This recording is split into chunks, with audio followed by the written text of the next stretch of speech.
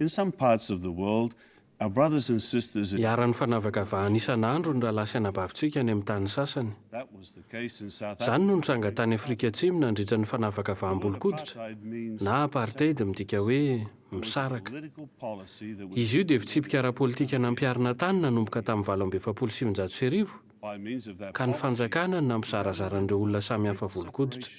of various Samihafa ohatra ny toerana nalehan'ny fotsy hoditra sy ny tsy fotsy hoditra tany amin'ireo toerana faleham-bahoaka toy ny banky sy ny positra. sections for Natokana ho an'ny fotsy hoditra kosa ny toerana fisakafoana sy ny trano fijerena sinema.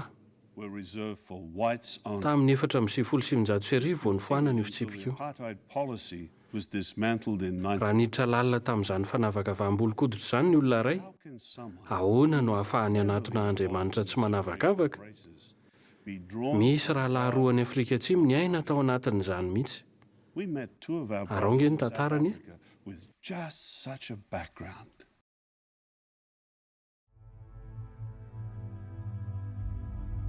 lohandohany tao amina fikambanana politika tena nankasitraka amin'ny fanavakavaham-bolokoditra tany amin'ireo taona 1990. Nakeny an-dranomasina izay ndray mandeha ary mainty hoditra daholo ireo mpamonjy voany an-dranomasina. Hoe tamin'ilay namako aleoko maty izay mainty hoditra namonjy ao anaty rano. Tany an-dranomasina indray izay ny ampitso ary indrisa nentin'ny rano aho. Niezaka navo tena nefa vao mainka ny lentika. Hitako nanatona ilay mainty hoditra ary namikitra taminy aho. Tena nankasitraka azy tsy nisy ohatr'izany aho. Tena faly aho nahita azy. Efa ho faty mantsy aho. Efa tena reraka tanteraka. Marina fa mainty hoditra ny namonjy aho nefa mbola tsy afaka ny fankahalako an'ireny olona ireny. I wanted to see South African society tiako ny poniny Afrika Atsimo raha mba tsy manavakava-bolokoditra, tsy manavaka ny lasivavy ary manaja ny safidim-bahoaka. 21 years old, Mbola tsy feno raika amby 20 taona akory dia efa nianatra momba ny politika education, dia lasa mpitarika fihetsiketseham-bahoaka. a chairman of mass Sambany tamin'izay vao nampianarina momba ny fifidianana ny poniny Afrika Atsimo. was supposed to be educated on election. We found that Jehovah's Witnesses Vao marika hoe nanana fiangonana teo amin'ny fiarahamonina anisanay ny vavolombelon'i Jehova dia nanontanianay ry zareo hoe azonay atao ve makany aminareo dia mampianatra ny olona amin'ny faritra misy anareo mba hifidy. Dia nilaza ry zareo fa ny fiangonana no tsy mamelana hampianatra ny olona hifidy. teach people Ilay vao nisy mpiara-dita aminay nitady andoro an'ilay fiangonana. he wanted to go and bend the church. One day we were driving Indray andro dia maromaro izay ndray fiara. Samy taona ny mainty hoditra na ny fotsy hoditra. Dia nahita vavolombelona nitory izay. Ilay soferanay fantatra hoe mpanavakavaka. Dia ozy izy tamiko, Johny, hitanao ve ireo olona fotsy hoditra ireo? Dia ozy aho hoe ie. Dia ozy izy alako ireny olona ireny. Dia ozy aho hoe fa maninona? Dia niteny izy hoe alako ireny. Dia ozy aho hoe raha ianao fotsy hoditra aza mankahala azy dia tsy maintsy olona tsara izany ireo. Niova nefa ny tantara rehefa nandeha ny fotoana. Nirodana mantsy ny apartheid. Niezaka mafy nefa izay mba hiaro ny apartheid. Nitondra fiara amin'ny fony vy mihitsy izay dia nitrongisinay ireo vavahady mba hidirana tao amin'ny tranony ateny mihira. Niady mafy izay mba hitohizan'ny apartheid. Tsy nahomby anefa izay. Marina fa mpivavaka nefa mpiboboka toka nanitsaka itsabady. Nisaraka ny faranay mivady. Vita hatreo ny fiainako, very hatreo ny fifaliako.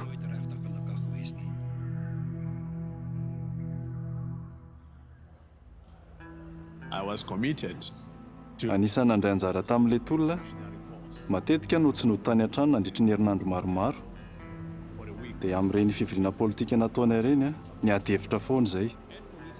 Dia ianao rehefa mody any an-trano dia lasa miady amin'ny vadinao na amin'ny zavatra tsy dia tena misy dikany akory aza. arguing with your wife over nothing. I came to another office and I Nakany amin'ny birao anankiray izay aho dia nisy boky teo ambony latabatra ilay mpiara-miasa tamiko. Fahalalana izay mitarika ao amin'ny fiainana mandrakizay ilay izy. Hitako tao amin'ilay boky hoe inona ny tena nahatongavan'i Jesosy teto an-tany dia hoe tory momba ilay fanjakana. Dia hoe fitondram-panjakana io fanjakana io. Za nefa ho an'ny fanjakana ny miasa nefa mbola tsy nahiny momba an'io fitondram-panjakana io mihitsy. Dia hitako tao amin'ilay boky hoe fitondram-panjakana tena misy le izy ary hamany olana rehetra mahazo ny olombelona. Tsy nahatsiaro voelikilika mihitsy any araka tamin'ny vavolombelon'i Jehova.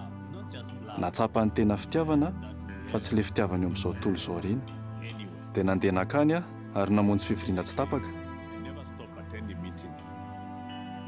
Nisy namako izay nampifandray tamin'ny vavolombelon'i Jehova. Nanontany ary ny rahalahy ireo hoe raha voaporofoko avy eo amin'ny baiboly fa misy diso ny zavatra inonao dia inona nataonao? Dia hoy dia ho lasanareo dia nasehony avy tao amin'ny baiboly fa avy tamin'ny devoly ilay kitana tao Betlehema. Diany Satana mantsy ny hamonoana an'i Jesosy ka io kitana io no nampiasainy hitarihana an'ireo olon-kendry mba hamonoana azy. Niova tanteraka ny fiainako. Dia hoy izy afaka no vavolombelon'i Jehova amin'izay Hitako hoe be mainty hoditra tao amin'ny efitra ny fanjakana. Hafahafa tamiko aloha ilay izy. Rehefa nivory foana nefa dia nanomboka takatra fa tsy manavakavaka Jehova. Nitovy daholo ny olona rehetra aminy. Nanomboka nanaiky an'izany koa izay.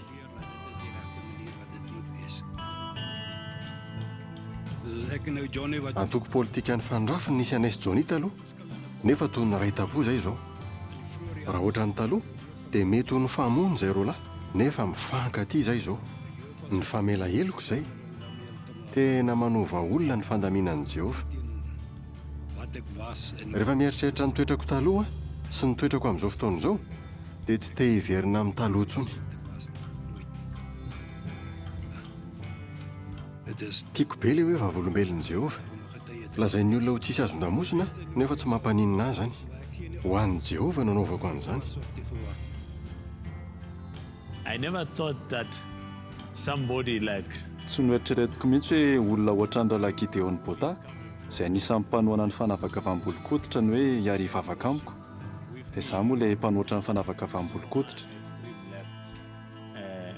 organization. Mahatsiaro an'ilay teny Isaia mpaminany ilay hoe ny ambody sy ny liona hihinana mololo ary ny ankizilahy ilalao eo amin'ny lavaky ny bibilava.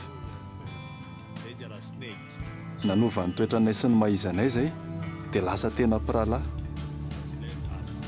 To be genuine brothers. The two brothers, Johny and Gideon, Raha fiangonana izao ny rahalahy Johny sy ny rahalahy Gideon any avaratra andrefany Afrika Atsimo ary miara mitoro matetika. public witnessing together.